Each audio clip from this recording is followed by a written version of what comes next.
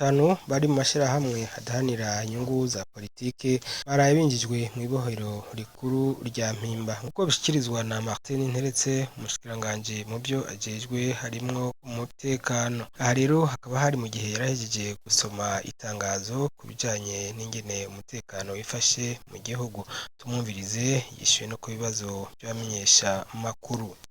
Ubushikiranganji bw'intwaro hagati mu gihugu, iterambere rusangi n'umutekano bwasubiye kubatumako kugira usubire bamenyeshe ingene igihugu giteze imbere mu bisata vyose kuva uburongozi bushasha bwitowe n'abenegihugu bugiyeho kandi bugiye ku kivi guhera mu mwaka wa 2020. Ubwa mbere tugarutse kuri uyu mwaka, kuva mu mpera z'umwaka uheze w'2022 umutekano wagumye wifashe neza cane mu gihugu cose c'u Burundi. Nikimenyamenya n'umuzo w'abenegihugu bava mu bihugu bibanyi baza hano mu Burundi, aho basidukanye n'iyonka na cane cane abava mu gihugu kibanyi c'u Rwanda n'igihugu ca Repubulika Iharanira Demokarasi ya Kongo, baje guhimbaza imisi mikuru iheraheza umwaka mu Burundi. Tukaributsa ko mu misi iheze abakuru b'ibihugu bigize umuryango w'ibihugu vya Afrika y'ubuseruko EAC baherutse guhurira ngaha mu gihugu c'u Burundi mu nama y'uwo muryango yabereye ngaha i Bujumbura.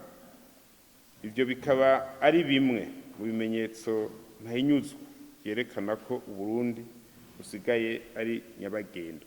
Twanabibutsa ko mu ci riheze abarundi baje ari benshi cane, baje mu musi mukuru wa diaspora, aba hanze bose nka bose bari baje kugira bahimbagwe uburuhuko bari barimwo.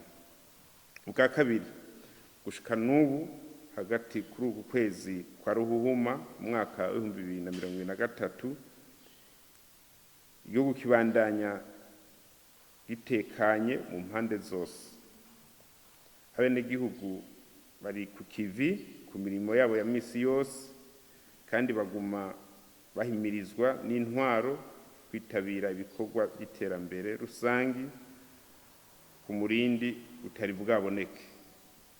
Igihugu kibandanya rero gikamisha amahoro n'umutekano mu ntumbero yo gutera iyindi ntambwe y'iterambere nyakuri turiko twerekeza. Bwa gatatu, kuko vyahimirijwe na nyenicubahiro mu gihugu wacu c'u Burundi, abashikiranganji hamwe n'indongozi mu ntwaro baraye basozereye ikivi co kwishikira hagati mu gihugu, aho bumvirije ibibazo n'ivyifuzo vy'abenegihugu.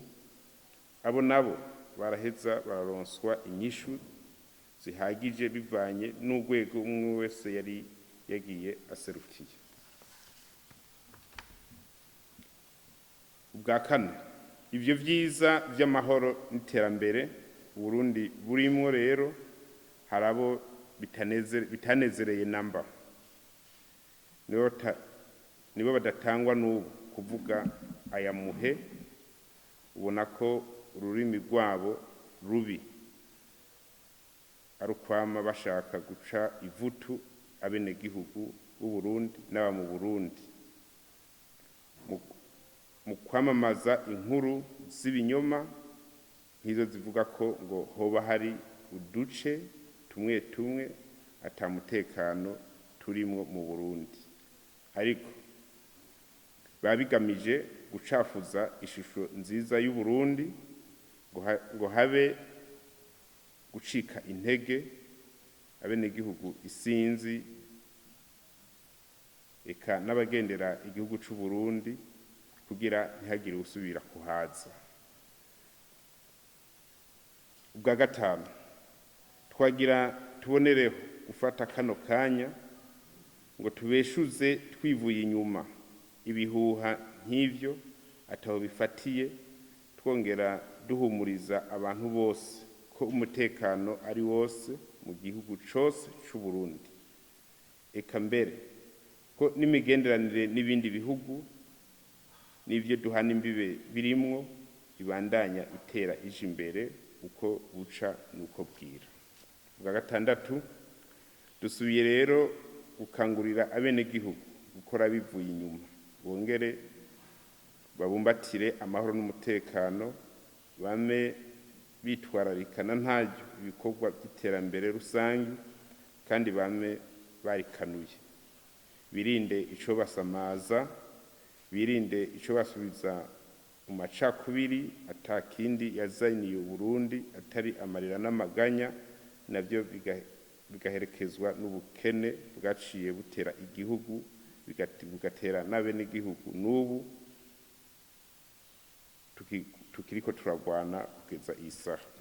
Ubwindwi aribwo bwa nyuma, turahamagariye kandi inzego z'umutekano ngo zame zabikanuye, zame zikorana neza n'abenegihugu hamwe n'izindi nzego, bafashanye byose kugira bame bakingira abenegihugu n'ivyabo, eka n'imbibe z'igihugu n'igihugu nyene cose muri rusange, gutyo intambwe y'amahoro n'umutekano tugezeko twaronse turushe ntigasubire inyuma.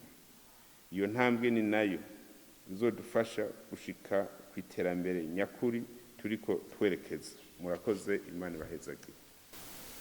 Itangazo muvugaje ntaryo nabonye nk'umushikiranganje, nabonye ibihuha bica kuri WhatsApp. Abantu amambasade arafise ukumwe nakorana na leta, ariko ikintu kibateye amakenga bandika ico bita note verbal bakayirungika mu bushikiranganje tukayikorerako. Kugeza uno munsi iyo note verbal ntayo ndabona. Urumva rero je nico gituma vuga ati nabonye ibihuha kuri WhatsApp. Abarundi nka bose nkaba mbona ariko bakoresha WhatsApp. So ibitangazo bya ndabahumurize ndabwira yuko nta ngorane nimwe iri mu Burundi, amahoro n'umutekano turabihagarariye, na cyane cyane ko n'abenegihugu nyene barabihagarariye amahoro n'umutekano. Ndabiko ndababwira ko nta misi iheze abashikiranganje bose baciye mu ntara zose, zo ntara zose rujya rukurukuru rwavuze, nta nimwe abashikiranganje bataciye, uwo kwivuna abansi, ubutungane, w'intwara hagati mu gihugu n'umutekano, eka n'abandi bashikiranganje bose barahaciye. Nongaha mu gisagara mwaravyiboneye, ufise amaso yerekwa bike, abenegihugu bafise amakenga y'umutekano barayavuga, nta na kimwe batubwiye. Ubwo twe twibaza hariho izindi nyungu ziri inyuma, cyane cyane murazi ko imisi mikuru twayikoze neza yo guheraheza umwaka, nta n'urusoro rwavutse, sinzi ko mwakurikiye mu karara. Imigwi y'abicanyi yari yigize akagarama Ruganda yose yarasambuwe guhera yari yatangiye gukora mu mwaka wa 2016, kandi barafise n'uburyo bwinshi, yose yarasambuwe. Ubu bose amadosiye yabo mu tungane ariko arakorwa. Twe twibaza ko ibyo bihuha ibyo gushaka guca intege abenegihugu, mugabe abenegihugu nabo ntibahendwe, abenegihugu ntibahendwe, nibaje ku kivi bakora ibikorwa byo guteza imbere. Niba bavuga ngo umutekano ugomba uhungabane, ngo amasoro agomba avuge, ngo grenade zigomba, ivyo nabonye kuri WhatsApp. Twebwe WhatsApp turabisoma, mugabo twashaka guhumuriza abenegihugu ko ivyo bintu twebwe tuzi ko ari ibinyoma n'urukurukuru, rushaka guca intege abenegihugu, rushaka guca intege abagendera Burundi.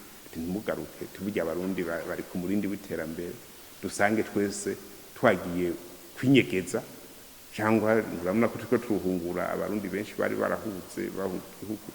Turiko turababwira ati nimuze ntushobora kuja guhungura abantu tubazana mu gihugu tutari sire ko ari igihugu citunganije neza kujanye n'amahoro n'umutekano.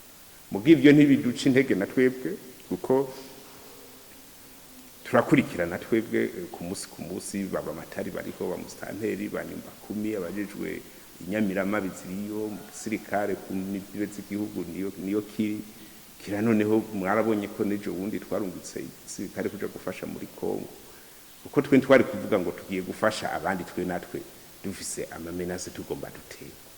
Hari abantu bane bafashwe ku kibuga c'indege muri yindwi, bari bagiye mu nama i Kampala mu Buganda. Nivyo nyine babwira n'igihugu baravuga bakorana n'ishirahamwe yiyonkoye gukorana n'u Burundi bimwe bita ONG bagaca bakorana n'amashirahamwe bimwe bita societe civile amwe yemewe n'ayandi atemewe bagakoresha amafaranga tutazi ukungene aza bagakoresha ibintu byinshi uburyo bwinshi cyane twe tubimaze ko nk'amezi 3 tubidoriye bukebuke burya rero hajya twari twabimenye ukungene bagiye kwitunganya tuvuga tuti reka rero tubabaze neza ubu ariko barabazwa ibitari bike turamaze kubimenya mugabo umenye ko igihugu kirararirwa kuko ntidukeneye ko hari abantu baza kutwihisha ko umenga turiko turakorana nk'abarundi umenga turi mu mugambi umwe guteza imbere igihugu kumbe bamaze gukwepa kugira baje gukorana n'abashaka kudurumbaniza igihugu kuko urinze uja kwinyegeza twe turavuga ayo mafaranga uri kurazana akora murazi ko twagize ico bita unitable road yavuze ko abantu bose basahiriza igihugu bagira ico bita planification conjointe kugira imigambi bariko barakora bayikora n'inzego z'igihugu kuko nta numwe aza gukora umugambi wiwe atari umugambi w'igihugu bavuga ko baje gusahiriza none bosahiriza gute leta itabizi amafaranga baronse rero turiko turarondera ukungene angana kugira tumenye ukuri kose turashobora gusanga ari nka bimwe bita ngo financement ya terrorisme byose turiko turabirondera kugira tumenye ukuri kwavyo ibyo rero bavuga ati n'urukurukuru oya si urukurukuru bane barafashwe bafatiwe kuri aeroport uwundi umwe yafatiwe Ngozi kandi dosiye iri kwigenda neza tuzobabwira icavuye mu misizi